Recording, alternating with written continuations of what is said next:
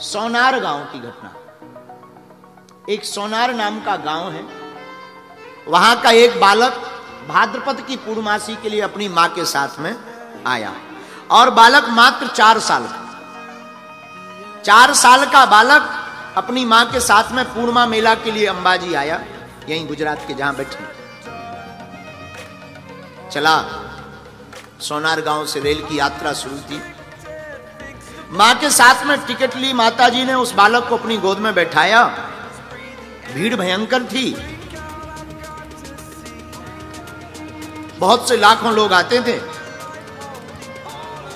तो भयंकर भीड़ में वह बालक और मां दोनों ट्रेन पर चढ़े।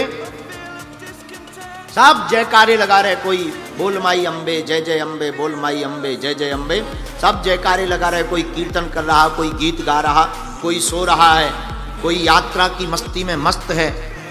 तरह तरह की डब्बे में वार्तालाप चल रहे हैं, शोर मचा हुआ है, जय माता दी के नाम से पूरा गूंजा हुआ है। और ये बालक भी अपनी मां के साथ बैठा। मां ने अपने बालक को बार बार समझाया, दरवाजे के पास नहीं जाना, भीड़ बहुत है। कथा कहती है महाराज जी, सत्य घटना पर आधारित लिखा है शक्ति अंक में। थोड़ी दूर आगे ट्रेन बढ़ी, ट्रेन ने रफ्तार पकड़ी। अब वो बालक तो था ही, मां से बोला हम जरा यहां दरवाजे तक घूमने जा रहे हैं, डब्बा में ही। मां ने समझाया, बेटा बहुत भीड़ है, मत जाओ। बालक तो बालक होता है, बुद्धि ठीक ही रहती है। बालक बुद्धि थी, मां की ना बात मान करके वह बालक दरवाजे तक आ गया। शोर शराबा भयंकर था, ट्रेन अपनी रफ्तार की तेज गति के साथ चल रही थी और इस बालक ने बाहर हवा लेने के चक्कर में कुछ लोग दोनों हाथ पकड़ करके दरवाजे पर खड़े हो जाते और हवा लेते हैं, ऐसे झूमते, मुंह बाहर निकालेंगे, झूमेंगे। इस बालक ने उन लोगों को ऐसा करते देखा, उसने सोचा हम भी देख लें बाहर क्या दिखाई देता है। छोटा सा बालक सीढ़ियों तक गया, पैर फिसल गया, दरवाजे के जो लोहे के एंगल लगे रहे थे उन्हें पकड़ नहीं पाया और चलती हुई ट्रेन से गिर गया। पत्थरों में आके भड़ाभड़ हो गया, खून से लथपथ हो गया, बेहोश हो गया। लाइट का एक खंबा लगा हुआ था, खंबे के पास जाकर के टिका पड़ा। इधर ट्रेन चली थी जा रही, लोग चिल्ला पड़े, अरे बालक गिर गया, बालक गिर गया, किसका बालक है, किसका बालक है, कौन था, कौन था, सब चिल्ला पड़े। वो मां रोती हुई दरवाजे तक आई, अरे भाई हमारा बेटा था, कहां गया? उन्होंने कहा कि वो तो गिर गया।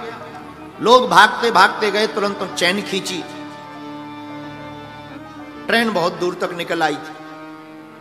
मां बेचारी रोती बिलखती और लोग भी कहां मदद करने वाले।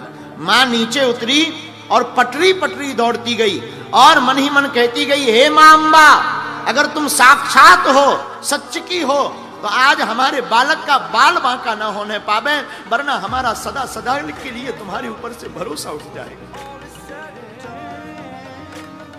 और अम्बा मां का ध्यान करती हुई, अम्बा मां की ज्योति का ध्यान, हम गब्बर चढ़ेंगे, सीढ़ियों से चढ़ेंगे, ज्योति जलाएंगे, आपके यहां ध्वजा चढ़ाएंगे, मां कन्या भोज कराएंगे, जगराता कराएंगे, पर मां आपका लाल धोखे से ट्रेन से गिर गया, उसकी रक्षा करना, हमें हमारा बालक वापस दे देना, हमें हमारा बालक वापस दे देना। लगभग 2 बजे रात की घटना है पंडित जी। 4 घंटे तक वो मां रोती रही, पूरी पटरी पर दौड़ती रही। अब वो बालक तो बेहोश था, लाइट थी नहीं और ट्रेन वाले भी कहां रोकेंगे, ट्रेन चली गई। बेचारी मां रोती बिलखती। जब सुबह हुई, सूर्योदय हुआ, उसी पटरी के आसपास दौड़ती रही। एक खंबे के किनारे पर बालक को देखा तो बैठा हुआ, बैठे हुए बालक को देखकर तुरंत मां गदगद हो गई, गले से लगा लिया। बालक कहता है, मां अभी रात भर तो तुम हमारे पास बैठी नहीं, अभी अभी कहां चली गई? रात भर तो तुम हमारे पास बैठी नहीं, अभी अभी कहां चली गई थी, वो कहां से लौट कर आई? मां बोली, बेटा हम तो रात भर कहीं नहीं थे तुम्हारे पास, हम तो तुम्हें ढूंढते ढूंढते मर गए, बालक कहता माँ झूठ मत बोलो, जब हम गिर गए थे खून देखो, ये खून तुमने अपनी साड़ी के पल्लू से हमारा पोंछा, पानी पिलाया और कपड़ा भी बांधा।